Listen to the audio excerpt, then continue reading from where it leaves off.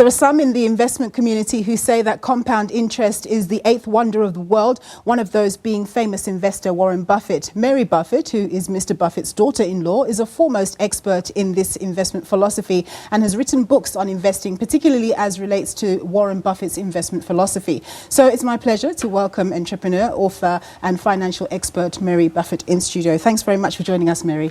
I'm so pleased to be here. Good stuff. I can't believe it's your first time to be in South Africa. It is, but certainly not my last. Okay, super. So essentially, what is the crux of the investment philosophy as espoused by Warren Buffett?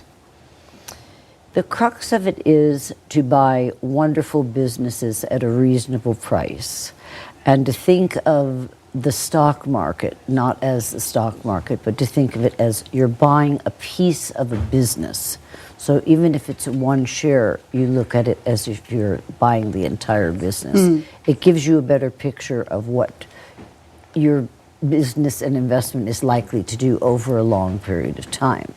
Just to make it relevant to South Africa, here in South Africa we have very liquid markets, very sophisticated capital markets, lots of institutional investors who tend to invest on behalf of ordinary people, ordinary folk who've got pensions at work and so on and so forth. But the vast majority of South Africans really don't have that much in the way of means, not that much surplus cash. We're a highly indebted society.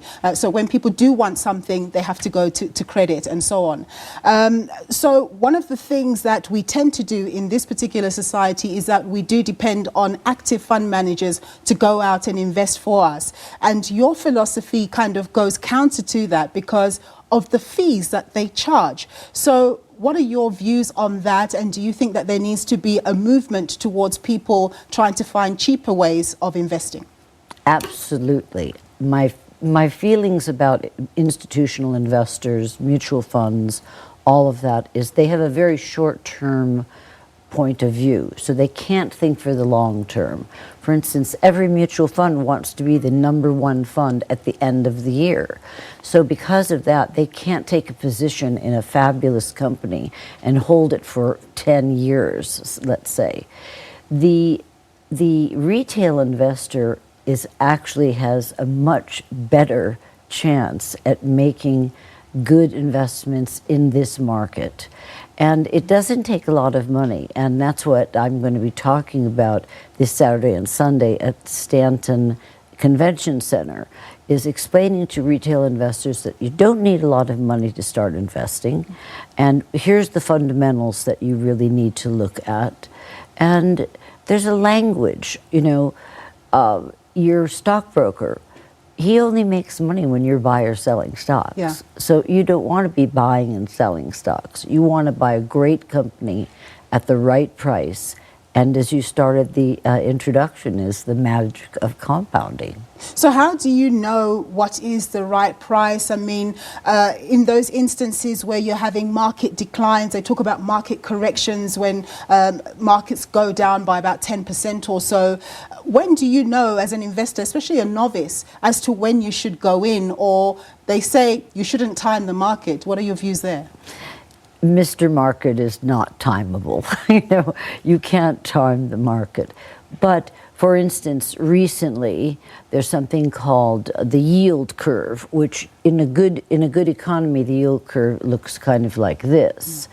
And there's some indicators, that being one, that when it starts to invert, which is when it goes like this, it generally suggests that happens right before a recession. So people have been very concerned, and sentiment has been, and the market has been very volatile. As value investors, what we do is we constantly are looking for companies that have been around for a long time and that are going to be around for a long time. And when that correction happens, we can buy it at a discounted price. And what sort of companies are those? Are those the kind of companies that, because we're human beings and we have certain needs, the companies that tend to feed our needs, are those the type of companies that will last forever beyond the fourth industrial revolution and so on? Well, certainly consumer goods are great. I mean, I always say, You know, if the stock market closes tomorrow, people are still going to be drinking Coca-Cola. Men's hair are still going to grow on their face, and they will have to shave. So there's Gillette, you know. But beyond that, I really try, one of the philosophies is to try and teach people to invest in what they know. You know, even the average, I always say the average woman is probably a better investor, because typically we buy the household items. We know what detergent we want to buy. And those are great places to look at who owns that detergent. Let me look at the company. You know, let me learn a little bit about the language of accounting.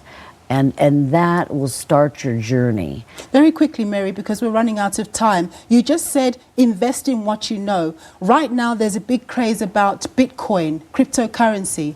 What's your view on that?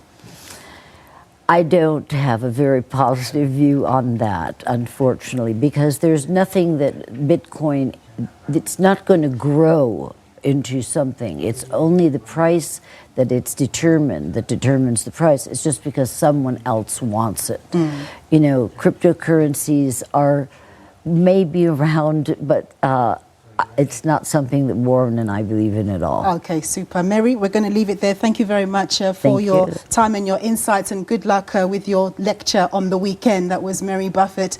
She's a financial expert, an entrepreneur. The list goes on. I'm going to cross now to Arabile. Thank you so much for that, Nompu. Some great insight there, of course, coming through from Mary Buffett. Now, Asian markets largely fell on Thursday as Beijing ratcheted up its rhetoric